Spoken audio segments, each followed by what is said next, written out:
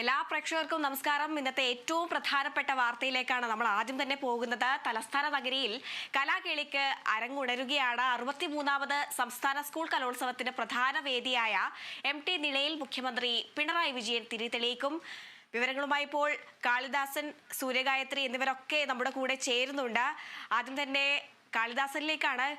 കാളിദാസൻ, ഇന്നലെയോടെ നമ്മൾ വളരെ ഗംഭീരമായി തന്നെ ഒരു തുടക്കം കുറിച്ചിട്ടുണ്ട്. ടീം കേരള വിഷൻ ന്യൂസിന്റെ തത്സമയ വാർത്തകളൊക്കെ ഇനി കലോത്സവ വാർത്തകളൊക്കെ ഇനി ജനങ്ങളിലേക്ക് എത്തും. എങ്ങനെയാണ് ഇന്നത്തെ പ്രധാന കാര്യങ്ങളൊക്കെ ക്രമീകരിച്ചിരിക്കുന്നത്? തീർച്ചയായും ഇവിടെ ഒരുക്കങ്ങൾ ഇന്നലെ നമ്മൾ അവസാന ഘട്ടത്തിലായിരുന്നു. ഇപ്പോൾ ഒരുക്കങ്ങളെല്ലാം പൂർത്തിയായി. കലോത്സവ രാവിലെ തിരി തെളിയാൻ പോവാണ്. അല്പസമയത്തിനുള്ളിൽ തന്നെ 10 മണിയോടുകൂടി തന്നെ മുഖ്യമന്ത്രി പിണറായി വിജയൻ നമ്മുടെ 63ാമത് സ്കൂൾ കലോത്സവത്തിന് തിരി തെളിയിക്കും. അതിനുശേഷം ആ ഒരു ഉദ്ഘാടനത്തിന് ശേഷമായിരിക്കും ഈ ഒരു 15 അടി നീളമുള്ള കൊടിയുണ്ട്. കലോത്സവത്തിന്റെ ആ ഒരു പതാക ഉയർത്തൽ ചടങ്ങുണ്ട്. അത് ഇവിടെ ഈ ഒരു വീണ കാണാം. നമ്മുടെ ഈ ഒരു കലോത്സവത്തിന്റെ ഒരു പ്രതീകമായിട്ട് പണിതീർത്തിരിക്കുന്ന ഈ വീണയുണ്ട്. അതിനോട് ചേർന്നിട്ടുള്ള ആ ഒരു കൊടിമരത്തിലാണ് ഉയർത്തുന്നത്. എന്തായാലും ആവേശം തുടങ്ങിക്കഴിഞ്ഞു അല്ലേ സൂര്യ? പിന്നല്ല, പ്രത്യേകിച്ച് തിരുവനന്തപുരത്ത് 2016 ശേഷം വീണ്ടും കലോത്സവം എത്തുന്നു. വളരെ ആവേശത്തിലാണ്.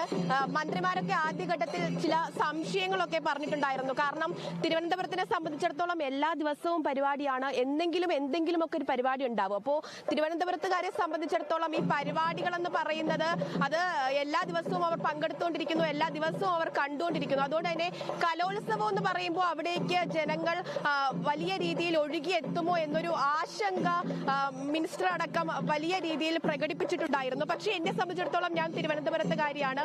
അപ്പൊ എനിക്ക് പറയാൻ കഴിയും, ഏതൊരു ഉത്സവം, ഏതൊരു പരിപാടി തിരുവനന്തപുരത്ത് വന്നാലും അതിനെ ഇരു കൈയും നീട്ടി അതിനെ വലിയ വിജയമാക്കി മാറ്റുന്നവരാണ് തിരുവനന്തപുരം ജില്ലക്കാർ എന്ന് പറയുന്നത്. ഈ പരിപാടിയുമായി ബന്ധപ്പെട്ട സംഘാടകർ ആവശ്യപ്പെടുന്നത് ഒരു പൂവാണെങ്കിൽ ഞങ്ങൾ പൂക്കാലം കൊടുക്കാറുണ്ട്. അത് ഈ കഴിഞ്ഞ എല്ലാ ഫെസ്റ്റിവലിലും നമുക്ക് കാണാൻ കഴിയും.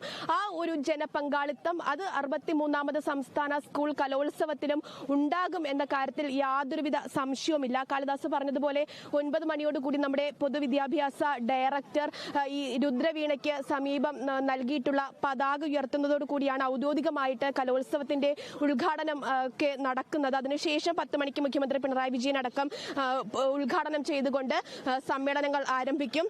എന്തായാലും വലിയ ആവേശത്തോടെ കലോത്സവത്തിലേക്ക് തിരുവനന്തപുരം നഗരി എത്തുകയാണ്. കുട്ടികളൊക്കെ തന്നെ വന്നിട്ടുണ്ട്.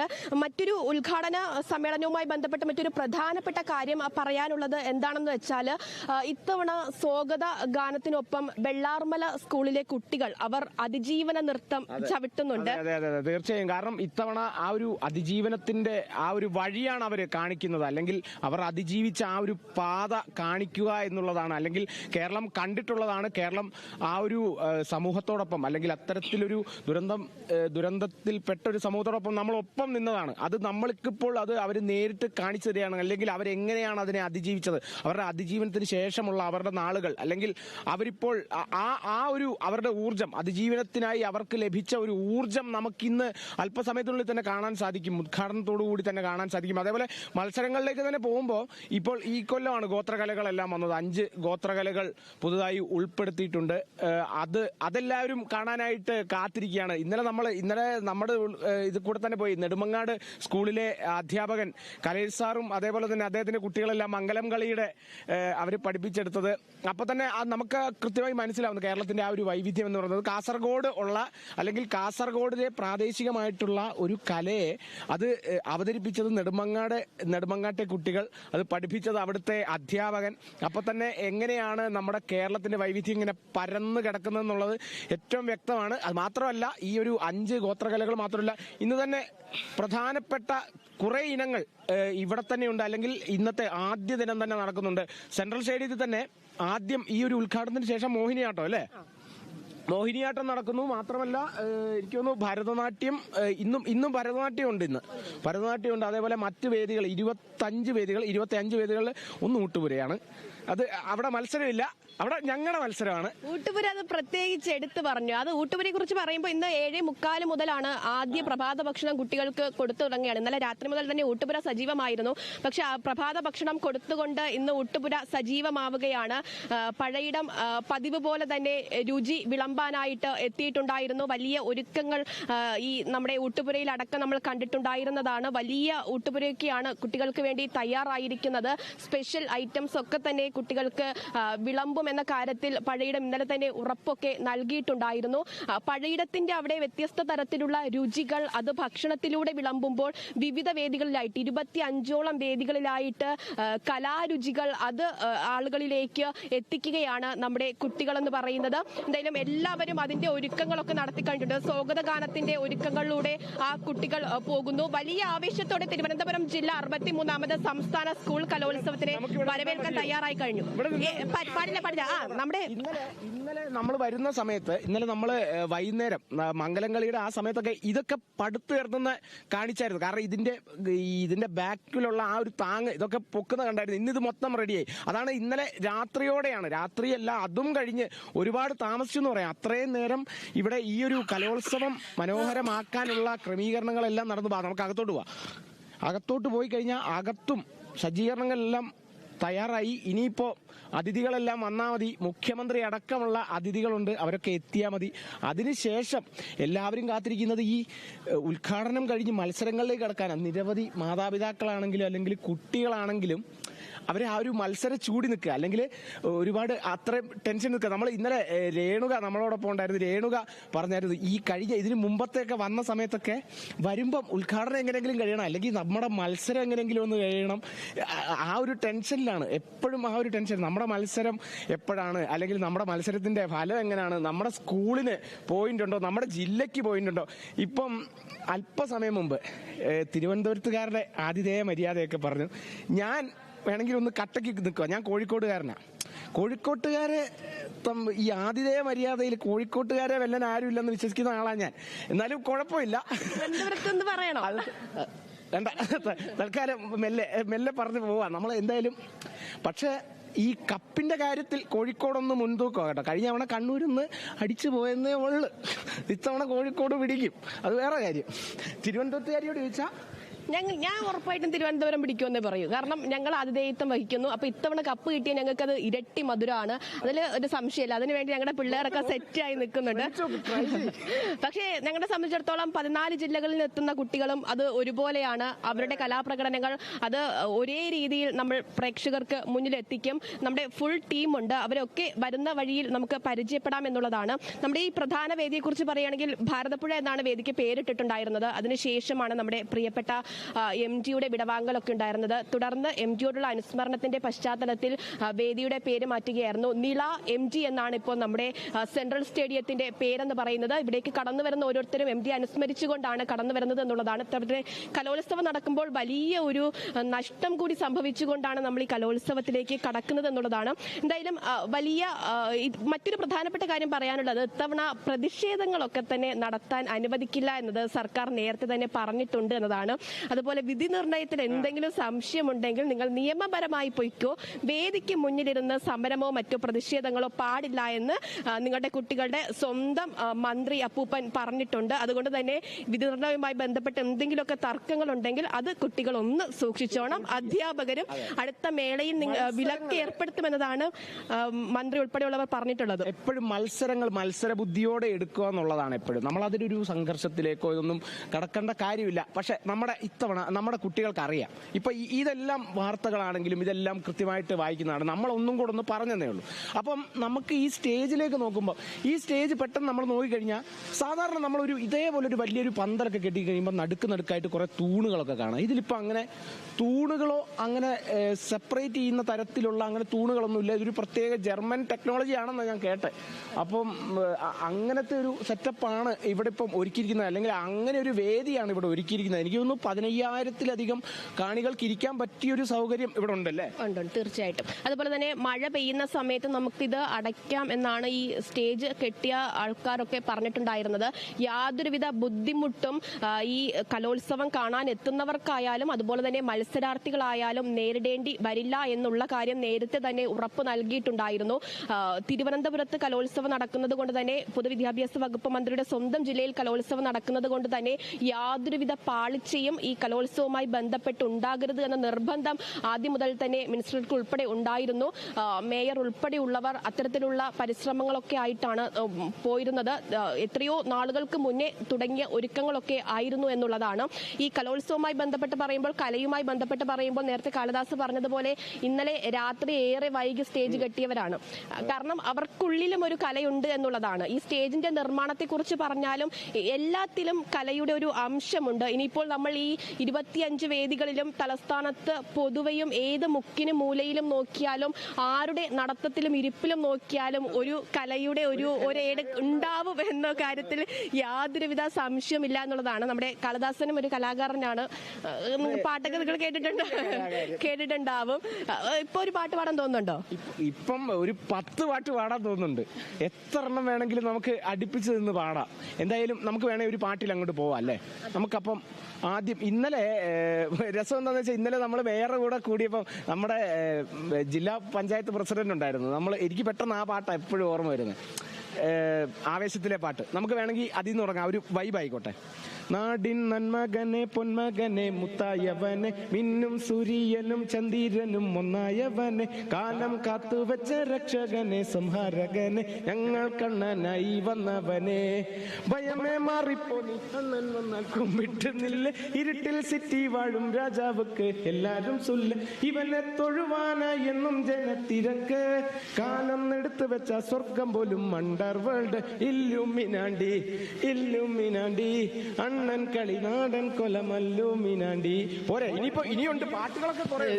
എന്നെ വെറുതെ കാളിദാസന്റെ പാട്ടോട് കൂടിയാണ് നമ്മൾ ഇന്നത്തെ ദിവസം തുടങ്ങുന്നത്, കലോത്സവം തുടങ്ങുന്നത്. സൂര്യഗായത്രിയും കൂടി പാടണമെന്നാണ് ഞങ്ങളുടെ എല്ലാവരുടെയും അഭിപ്രായം. സൂര്യഗായത്രിയുടെ ഒരു പാട്ട് കൂടി ഞങ്ങൾ പ്രതീക്ഷിക്കുന്നുണ്ട്. ഇല്ല, വേണ്ട, ഞാൻ പാടിയ നിങ്ങൾ പാടുപെടും. അതുകൊണ്ട് എന്റെ പാട്ട് വേണ്ട. മറ്റ് പല കലാപരിപാടികളും വരും ദിവസങ്ങളിൽ ഉണ്ടാകുന്നതായിരിക്കും. ഇന്ന് നമ്മുടെ ഫുൾ ക്രൂ എത്തേണ്ടതായിട്ടുണ്ട്. ഈ കലോത്സവം കഴിയുന്നതിന് മുമ്പ് സൂര്യ പാടും. അത് ഉണ്ടാവും, പ്രതീക്ഷിക്കാം. എന്തായാലും ഹരിതന് പറഞ്ഞതുപോലെ ആ 10 മണിക്കായിട്ടുള്ള കാത്തിരിപ്പാണ്. 63ാമത് സംസ്ഥാന സ്കൂൾ കലോത്സവം 2016 ശേഷം വീണ്ടും തലസ്ഥാനത്ത് എത്തുന്നു. തലസ്ഥാന നഗരിയിലെ ജനങ്ങൾ പൂർണ്ണമായിട്ടും അത് സ്വീകരിക്കും, ഏറ്റെടുക്കുമെന്ന് തന്നെയാണ് വിശ്വാസം. നിരവധി എല്ലാവരും പറയുന്നുണ്ട് സൂര്യഗായത്രിയുടെ ഒരു പാട്ട് അനിവാര്യമാണെന്നാണ് എല്ലാവരും ഇവിടുന്ന് പറയുന്നത്. അപ്പൊ സൂര്യ ഒരു തുടക്കം കുറിച്ചിട്ട് പോകും. അതെ, ഒന്ന് തുടക്കം. കുറെ വിഷയത്തിന് തെന്നി മാറിക്കൊണ്ടിരിക്കുക. കറക്റ്റാ പറഞ്ഞത്. ഇല്ല, എനിക്ക് പറ്റുന്ന കാര്യമാണെങ്കിൽ അത് ഞാൻ ചെയ്യാറുണ്ട്. ഇതങ്ങനെ പറ്റില്ല. കൂട്ടത്തിൽ പാടുക എന്നുള്ളത് ഓക്കെയാ, അത് എല്ലാവരും കൂടട്ടെ, അത് നമുക്ക് അതിൽ നോക്കാം. പക്ഷെ ഒറ്റയ്ക്കുള്ളത് അത് എനിക്ക് റിസ്ക് എടുക്കാൻ വയ്യ. കാരണം നല്ലൊരു ദിവസമാണ്, നല്ലൊരു തുടക്കമാണ്. ഇപ്പൊ കാളിദാസൻ നല്ല പാട്ടൊക്കെ പാടി തുടങ്ങിയ സ്ഥിതിക്ക് ഞാനായിട്ടത് അലമ്പാക്കുന്നത് മഹാ ബോറായിരിക്കും. എന്തായാലും മറ്റ് വിശേഷങ്ങളൊക്കെ നമ്മൾ പറഞ്ഞു കഴിഞ്ഞു. ഇനി കാളിദാസ് വിശേഷങ്ങൾ പറയാൻ തുടങ്ങി കഴിഞ്ഞാൽ ഇഷ്ടം പോലെ ഉണ്ട്. കാരണം 24 സ്റ്റേജുകളുണ്ട്. 25ാമത്തെ സ്റ്റേജ് കൊണ്ട് എനിക്ക് 25ാമത്തെ സ്റ്റേജാ മനസ്സിൽ വരുന്നത്. എന്തായാലും നമുക്ക് ഭക്ഷണം അത് പ്രത്യേകം പറഞ്ഞിട്ടുണ്ട്. ഈ റിപ്പോർട്ടിങ്ങിനായിട്ട് ഊട്ടുപുരയിൽ പോകുന്നതൊക്കെ നല്ലതാ, പക്ഷേ കലവറയിൽ കിടന്ന് അധികം കറക്കം വേണ്ടെന്ന് നേരത്തെ എല്ലാവരോടും പറഞ്ഞിട്ടുണ്ടായിരുന്നതാ. ബിനിയോടടക്കം ഞാൻ പറഞ്ഞിട്ടുണ്ടായിരുന്നതാ, വിളിച്ചോണ്ട് പോയിട്ടുണ്ട്. എന്തായാലും നമ്മൾ പോകുന്നതായിരിക്കും. പഴയിടത്തിന്റെ രുചി ഇല്ലാതെ എന്ത് സ്കൂൾ കലോത്സവം എന്നുള്ളതാണ്. കഴിഞ്ഞ വർഷങ്ങളിലൊക്കെ തന്നെ അത് നമ്മൾ ആസ്വദിച്ചതാണ്. കൊല്ലവും ഓരോ ദിവസം പ്രത്യേക പായസമാണ്. അതൊക്കെ കൃത്യമായിട്ട് അറിയാം. വേദിയിൽ എന്തൊക്കെ പരിപാടികളാണെന്ന് അറിയില്ലെങ്കിൽ ഏതൊക്കെ പായസം ഏതൊക്കെ ദിവസമാണെന്നുള്ളത് കാളിദാസന് അറിയാം. പക്ഷെ വേദികളിലെ പരിപാടികളും കൂടെ പറഞ്ഞു പോകണം. എന്താന്ന് വെച്ചാൽ അത്രയധികം പരിപാടികളാണ് ആദ്യ ദിവസം ഇന്ന് നടക്കുന്നത്. ഇപ്പം സെൻട്രൽ സ്റ്റേഡിയത്തില് മോഹിനിയാട്ടം, ഈ ഒരു ഉദ്ഘാടനം കഴിഞ്ഞ് കഴിഞ്ഞാൽ മോഹിനിയാട്ടം ആണെങ്കിൽ പിന്നീട് മിമിക്രി ഉണ്ട്. അതേപോലെ 24 വേദികളിലായി പറഞ്ഞു നടക്കുന്നുണ്ട്. അതിൽ ഒരു 6 വേദി തന്നെ എനിക്ക് തോന്നുന്നു മോഡൽ സ്കൂളിലാണ്. മോഡൽ സ്കൂളിൽ തന്നെ 6 വേദിയുണ്ട്. ഓരോ വേദികൾക്കും എനിക്ക് തോന്നുന്നു അവരുടെ അല്ലെങ്കിൽ ആ ഒരു വേദികൾക്കൊരു ചരിത്രം പറയാനുണ്ട്. എത്രയോ കാലങ്ങളായിട്ടുള്ള ഒരുപാട് സ്ഥലങ്ങളുണ്ട്, അതെല്ലാം വേദികളാക്കിയിരിക്കുകയാണ്. അപ്പോൾ അത് അത്തരത്തിലുള്ള കഥകളും കൂടി അല്ലെങ്കിൽ അത്തരത്തിലുള്ള ചരിത്രങ്ങളും കൂടി ഓരോ വേദിയുടെ പിന്നിലുണ്ട്. അതേപോലെ തന്നെ ഇപ്പം ഞാൻ എടുത്തു പറഞ്ഞ പോലെ ഈ മിമിക്രി ആണെങ്കിലും ഇപ്പോൾ സെൻട്രൽ സ്റ്റേഡിയത്തിൽ നടക്കുന്ന ഈ ഒരു മോഹിനിയാട്ടം ആണെങ്കിലും പിന്നീട് കഥാരചന, കവിതാരചന, ഉറുദു പാരായണം, സമസ്യാപൂരണം, അങ്ങനെ പറഞ്ഞ് മെയിൻ സ്റ്റേജ് ഐറ്റംസും നോൺ സ്റ്റേജ് ഐറ്റംസും അങ്ങനെ നിരവധിയായിട്ടുള്ള ഐറ്റംസ് ഉണ്ട് നമുക്ക് കാണാനായിട്ട്, അല്ലെങ്കിൽ നമ്മുടെ പ്രേക്ഷകർക്ക് കാണാനായിട്ട് ഒരുപാട് ഇനങ്ങൾ ഇന്ന് തന്നെ ഉണ്ട്. ഡാൻസ് ഐറ്റം ആണെങ്കിലും അല്ലെങ്കിൽ പാട്ട് ഐറ്റം ആണെങ്കിലും ഇപ്പം ക്ഷേത്രകലകളായിട്ടുള്ള അഷ്ടപതി, സംസ്കൃത ഗാനം, ഇത്തരത്തിലുള്ള ഇനങ്ങളും കൂടി ഇന്നുണ്ട്. അതെല്ലാം പല പല വേദികളൊക്കെ എങ്ങനെയാ സൂര്യ? അതായത് ഇന്നിപ്പോൾ ഉദ്ഘാടന സമ്മേളനം കഴിഞ്ഞതിന് ശേഷം നമ്മുടെ ഈ പ്രധാന സ്റ്റേഡിയത്തിൽ വെച്ച് തന്നെ സംഘനൃത്തവും മോഹിനിയാട്ടവും ഒക്കെ നടക്കുന്നുണ്ട്. HS വിഭാഗം മോഹിനിയാട്ടം 11:30 മണിയോടുകൂടി ആരംഭിക്കും. അതിനുശേഷം 3 മണിക്ക് HSS വിഭാഗത്തിന്റെ സംഘനൃത്തമുണ്ട്. ഗവൺമെന്റ് വുമൻസ് കോളേജിലാണെങ്കിൽ 11 മണിയോടുകൂടി ഭരതനാട്യം ആരംഭിക്കും. 3 മണിക്ക് HSSന്റെ ഒപ്പന നടക്കുന്നുണ്ട്. വിനയ നേരത്തെ ചോദിച്ചു വെച്ചോ, ഒപ്പന എന്ന് പറഞ്ഞ് കരയുമായിരുന്നു ആ കൊച്ച്. ഒപ്പനയുടെ വേദിയിൽ വേറെ ആരും പോവണ്ട, എനിക്ക് പോകണം എന്നാണ് വിനയുടെ അഭിപ്രായം. അതുകൊണ്ട് ഞങ്ങൾ വിനയ്ക്ക് കൊടുത്തിട്ടുണ്ട്. വിനയുടെ ഒപ്പന കളിയൊക്കെ ചിലപ്പോൾ നിങ്ങൾക്ക് കാണേണ്ടതായിട്ട് വരും. എന്തായാലും അത് കഴിഞ്ഞ് പിന്നെ നമ്മുടെ ടാഗോർ തിയേറ്ററിൽ കുച്ചിപ്പുടി, മാർഗം കളി, ഞാനാണ് അത് നേരത്തെ പറഞ്ഞു വിട്ടത്. ചാക്യാർകൂത്ത് നമ്മുടെ ഗവൺമെന്റ് ഗേൾസ് HSS ചാക്യാർകൂത്തുള്ളത്. പിന്നെ നമ്മൾ ഏറ്റവും പറഞ്ഞത് ഇതുപോലെ കാത്തിരിക്കുന്നത് ഗോത്ര വിഭാഗത്തിന്റെ മത്സരങ്ങൾ തന്നെയാണ്. അതായത് അവരെ ഈ അകറ്റി നിർത്തിയിരുന്ന സ്ഥലത്തു നിന്ന് കലോത്സവ വേദികളിലേക്ക് ഗോത്ര വിഭാഗത്തിന്റെ കലാരൂപങ്ങൾ വരുമ്പോൾ അവർ എങ്ങനെയാണ് അതിനെ നോക്കിക്കാണുന്നത്, അത് എത്തരത്തിലാണ്, അതിന്റെ ചരിത്രമൊക്കെ തന്നെ അറിയേണ്ടതായിട്ടുണ്ട്.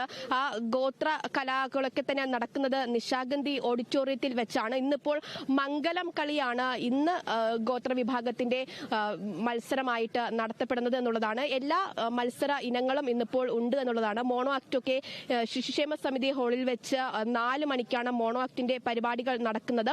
അങ്ങനെ സ്വാഗത സമ്മേളനം കഴിഞ്ഞു കഴിഞ്ഞാൽ പിന്നെ മത്സരങ്ങളിലേക്ക് കടക്കുകയാണ്. കലോത്സവത്തിന്റെ ആ ചൂടിലേക്ക് കടക്കുകയാണ്. പിന്നീട് ഇതുപോലെ ഓരോ മത്സരാർത്ഥികൾ വരുമ്പോൾ നമുക്ക് അവരെ കൂടി പരിചയപ്പെടുത്തേണ്ടതായിട്ടുണ്ട്. അവരുടെ കലാവൈഭവം നമുക്ക് പുറത്തു കൊണ്ടുവരേണ്ടതായിട്ടുണ്ട്. നമ്മുടെ കേരള വിഷന്റെ സ്റ്റോൾ അതിനായിട്ട് റെഡിയാണ്. നമുക്ക് കുട്ടികളെയൊക്കെ കൊണ്ടുവന്ന് പരിചയപ്പെടുത്തുകയും ഒക്കെ ചെയ്യേണ്ടതായിട്ടുണ്ട്. വിശിഷ്ട അതിഥികളെ പരിചയപ്പെടേണ്ടതായിട്ടുണ്ട്. എന്തായാലും നമ്മൾ പൂർണ്ണ സജ്ജമാണ്, നമ്മുടെ ഫുൾ ടീം സജ്ജമാണ് എന്നുള്ളതാണ്.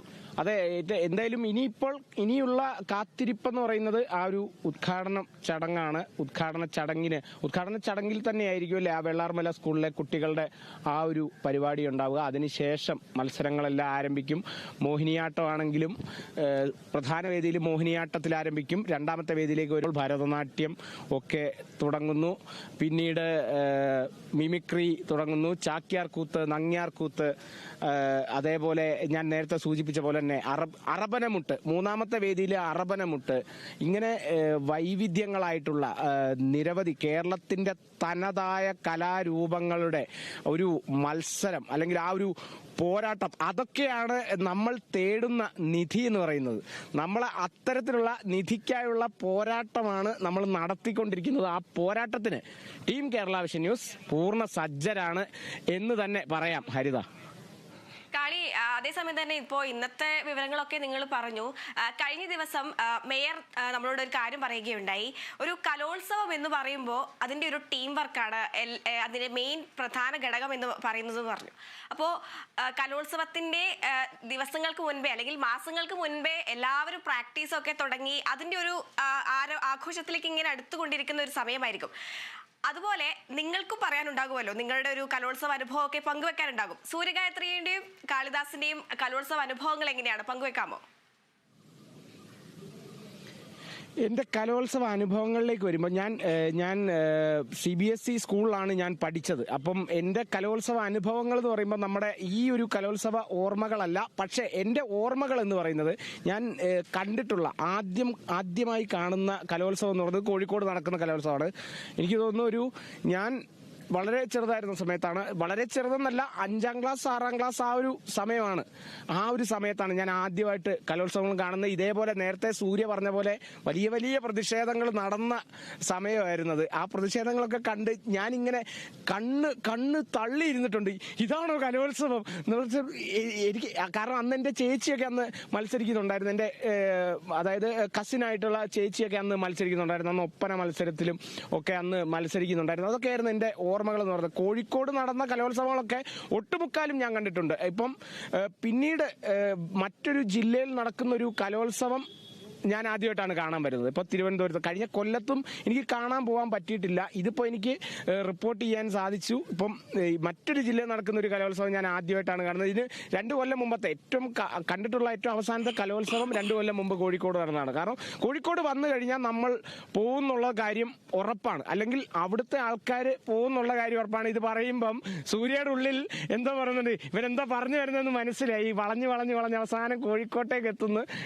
ഈ ഒരു തരത്തിലാണ്. ഇനി മൈക്ക് ഇങ്ങോട്ട് കൊടുത്തു കഴിഞ്ഞാൽ തിരുവനന്തപുരത്തുകാരുടെ സ്നേഹവും അവരുടെ ഇതൊക്കെ കൃത്യമായിട്ട് പറഞ്ഞു പോകും. അല്ലേ സൂര്യ? എനിക്ക് തോന്നുന്നു കലോത്സവത്തിന് പങ്കെടുക്കാൻ എത്തുന്നതിനേക്കാൾ കൂടുതൽ ഫ്രീ ആണ് റിപ്പോർട്ടിങ്ങിന് എത്തുമ്പോൾ. ഇതിപ്പോ ഞാൻ കേരള വിഷനിലേക്ക് വന്നിട്ട് 2ാമത്തെ വർഷമാണ്. എന്റെ 2ാമത്തെ കലോത്സവ റിപ്പോർട്ടിംഗ് അനുഭവമാണ്. കഴിഞ്ഞ വർഷം കൊല്ലത്ത് ഉണ്ടായിരുന്നു. ഇന്നിപ്പോൾ എന്റെ ജില്ലയിൽ കലോത്സവം റിപ്പോർട്ട് ചെയ്യാൻ പറ്റുന്നു. ഈ പങ്കെടുക്കുന്ന സമയത്ത് ഭയങ്കര ടെൻഷനാണ്. രാവിലെ വന്ന് തിരുവാതിരയ്ക്കൊക്കെ ആണെങ്കിൽ രാവിലെ വന്ന് മേക്കപ്പ് ഇട്ടിരിക്കണം. അതിന് ശേഷം നമ്മുടെ ഇച്ചിരി ചെസ് നമ്പർ ഇച്ചിരി കൂടുതലാണെങ്കിൽ അതുവരെ കളിക്കുന്നവരെ അവരെങ്ങനെയാണ് കളിക്കുന്നത്, അവർ ഇച്ചിരി നന്നായിട്ട് കളിക്കുകയാണെങ്കിൽ മനസ്സിലൊക്കെ ഭയങ്കര ടെൻഷനാണ്. നമുക്കൊരു സ്റ്റെപ്പ് പാളിപ്പോവോ? കാരണം ഒരു കൂട്ടായ്മയുടെ ഒരു കലയാണ് കലോത്സവത്തിൽ. അപ്പോൾ നമ്മുടെ ഭാഗത്തുനിന്ന് ഒരു ചെറിയ പിഴവ് സംഭവിച്ചത് മൂലം ഒരു ഗ്രേഡ് മാറിയാൽ അത് ഭയങ്കര സങ്കടമാണ്. അങ്ങനെ ഫുൾ ടെൻഷനിൽ ഇരുന്ന് അഭിമുഖീകരിക്കേണ്ടതാണ് നമ്മൾ മത്സരാർത്ഥിയായിട്ട് എത്തുമ്പോൾ. പക്ഷേ ഇപ്പോൾ ഫ്രീ ആണ്. മാത്രമല്ല ആ സമയത്ത് നമുക്ക് നമ്മുടെ മത്സരത്തിൽ മാത്രമേ കോൺസെൻട്രേറ്റ് ചെയ്യാൻ പറ്റൂ. ഇവിടെ ആകുമ്പോൾ നമുക്ക് എല്ലാ കലാരൂപങ്ങളും കാണാം, എല്ലാ കലാകാരന്മാരെയും കാണാം, കലാകാരികളെയും കാണാം. അപ്പോൾ ഫ്രീ ആണ്. ഈ റിപ്പോർട്ട് ചെയ്യുന്നത് കുറച്ചുകൂടി രസകരമാണെന്നാണ് എനിക്ക് തോന്നുന്നത്. കലോത്സവത്തിന് ഇനങ്ങൾ ഏതൊക്കെയായിരുന്നു? തിരുവാതിര ഉണ്ടായിരുന്നു, ഒപ്പന ഉണ്ടായിരുന്നു, പിന്നെ സാധാരണ പ്രസംഗ മത്സരം അത്ര മുകളിലോട്ടൊന്നും പോയില്ല. റവന്യൂവിൽ വെച്ച് തന്നെ അവര്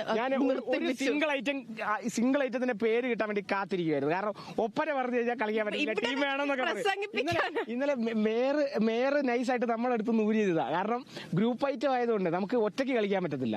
സിംഗിൾ. അപ്പൊ ഞാനിതിങ്ങനെ കേട്ടോണ്ടിരിക്കുവായിരുന്നു. ഒപ്പന പറഞ്ഞു, തിരുവാതിര പറഞ്ഞു, ഓക്കെ ഗ്രൂപ്പ് ഐറ്റം. ഒപ്പന പറഞ്ഞു, അതും ഗ്രൂപ്പ് ഐറ്റം. ഓക്കെ, പ്രസംഗം കിട്ടി. പ്രസംഗം തുടങ്ങാം. മൈക്ക് കൈ കിട്ടിയ നേരം മുതൽ ഇവിടെ കിടന്ന് പ്രസംഗിക്കുവല്ലേ. അതിനേക്കാളും വലുതൊന്നും അല്ലല്ലോ ഒന്നാമത്തെ കാര്യം. അതൊക്കെയാണ് പ്രധാനമായിട്ട്. പ്രസംഗം അല്ലാതെ വേറെ ഏതെങ്കിലും ഉണ്ടോ? സിംഗിൾ ഐറ്റംസ് അല്ല പറഞ്ഞു.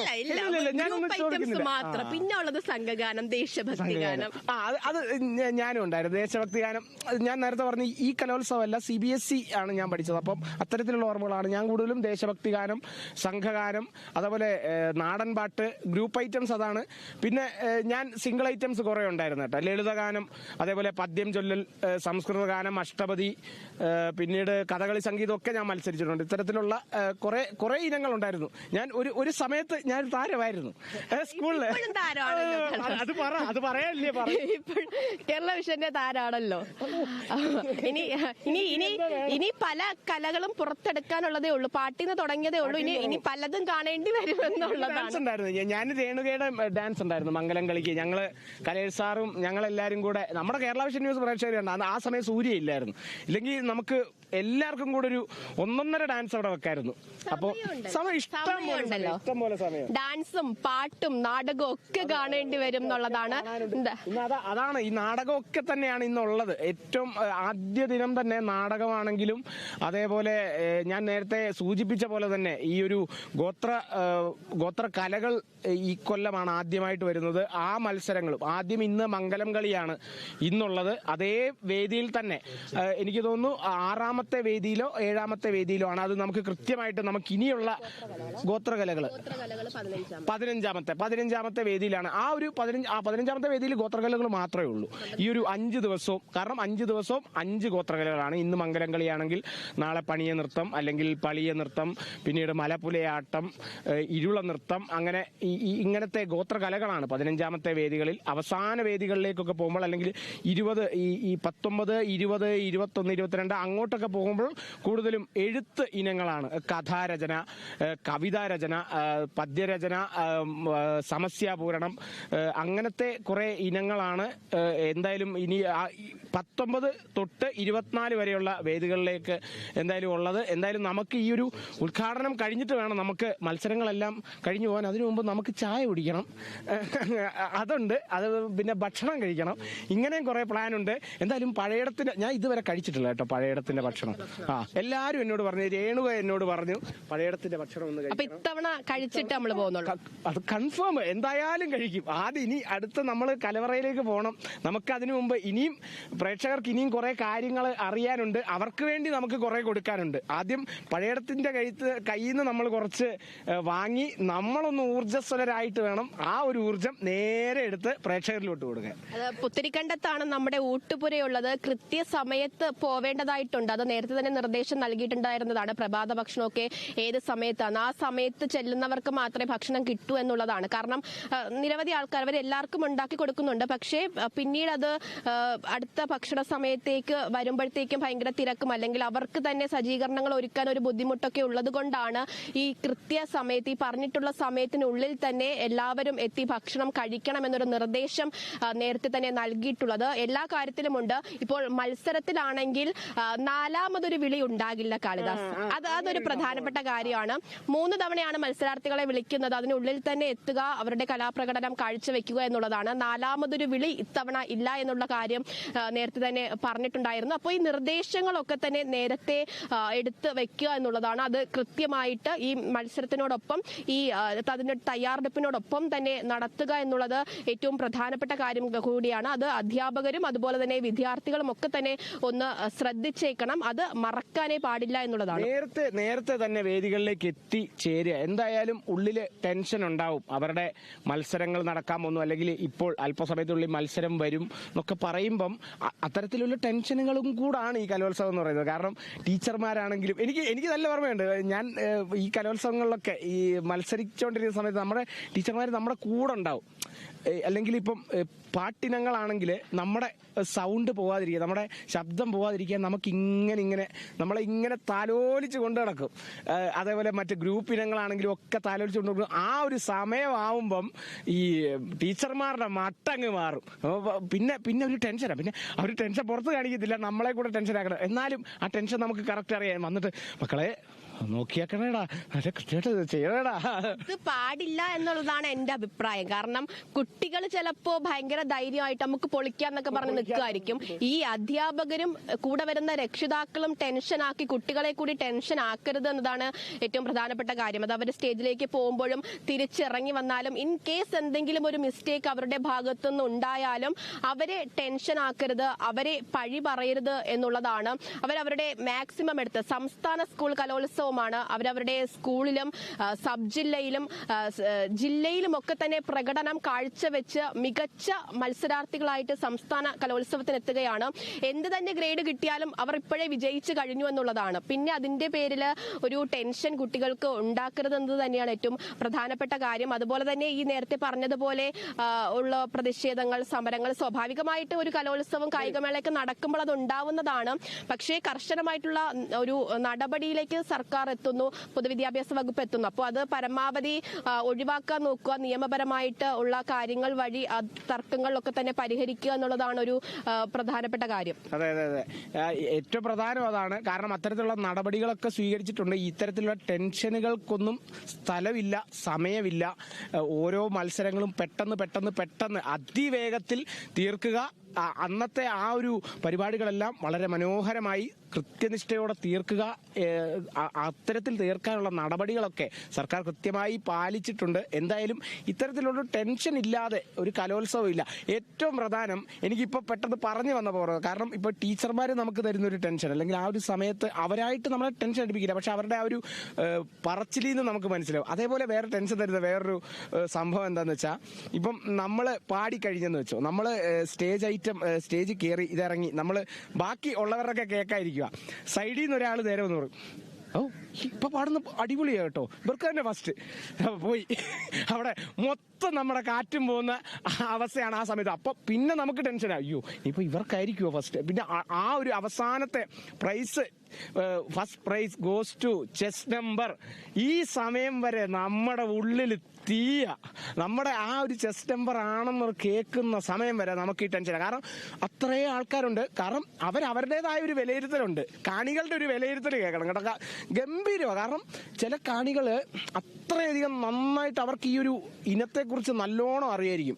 ചിലപ്പോൾ അവർ ആ ഒരു വിലയിരുത്തലായിരിക്കും പറഞ്ഞത്. ചിലർ ചിലപ്പം നേരെ കണ്ടിട്ട് ആ ഒരു പൊലിമ കണ്ടിട്ട് ഇവർക്ക് തന്നെ ഫസ്റ്റ് കണ്ടറിഞ്ഞൂടെ, അത്തരത്തിലുള്ള കുറെ കമന്റുകളൊക്കെ ശ്രദ്ധ പാലിക്കണം. കുട്ടികളെ ടെൻഷൻ ആക്കരുത്. അത്തരത്തിലുള്ള കമന്റുകളാവാം, ധൈര്യത്തിലാവാം. നമ്മൾ അതിന്റെ ഒരു ശബ്ദം ഒന്ന് കുറയ്ക്കണം. കുട്ടികളെ വല്ലാതെ ടെൻഷൻ ആക്കരുത് എന്നുള്ളതാണ് ഏറ്റവും പ്രധാനം. ഇത്തരത്തിലുള്ള ടെൻഷനുകളൊക്കെ കാണും. എന്തായാലും നമുക്ക് അത്തരത്തിലുള്ള കാഴ്ചകളൊക്കെയാണ് ഇത്തരത്തിലുള്ള ആശങ്കകളും അല്ലെങ്കിൽ ഇത്തരത്തിലുള്ള ഓട്ടപ്പാച്ചിലുകളും കുട്ടികളുടെയും മാതാപിതാക്കളുടെയും ടീച്ചർമാരുടെയൊക്കെ ഒരു ഓട്ടപ്പാച്ചിലൊക്കെ ഇനി കാണാം. ഇനി മോഹിനിയാട്ട സമയത്തൊക്കെ ഓടി പോകുന്ന മോഹിനിയാട്ടിയൊക്കെ കാണാം. ഓട്ടം കാണാം, അവരുടെയൊക്കെ ഓട്ടം കാണാം. ചിലപ്പം ഈ ഏറ്റവും മനോഹരമായ ഒരു കാഴ്ച എന്ന് പറഞ്ഞാൽ, ഈ മോഹിനിയാട്ടം ചെയ്യുന്ന അല്ലെങ്കിൽ ഭരതനാട്യം ചെയ്യുന്ന അതേ മത്സരാർത്ഥിക്ക് അപ്പുറത്ത് ലളിതഗാനം കാണും. ഈ കോസ്റ്റ്യൂം ഇട്ടുകൊണ്ടായിരിക്കും ലളിതഗാനം പാടുന്നത്. അല്ലെങ്കിൽ ഇപ്പം പദ്യം ചൊല്ലലാണെങ്കിലും അടുത്തതായി MTയുടെ അല്ലെങ്കിൽ ONVയുടെ എന്ന് പറയുമ്പം ഈ ഒരു ഫുൾ കോസ്റ്റ്യൂമിലാണ് നിൽക്കുന്നത്. അത്തരത്തിലുള്ള രസകരമായ കാഴ്ചകളും ഒക്കെ ഉണ്ട്. നമുക്കതൊക്കെ എല്ലാം കാണാം. കേരള വിഷൻ ന്യൂസ് പ്രേക്ഷകരെയും നമ്മൾ അത് സമഗ്രമായി കാണിക്കും എന്നുള്ളതാണ്. സമഗ്ര കവറേജ് ആണ് നമ്മുടെ എല്ലാ വേദികളിൽ നിന്നും.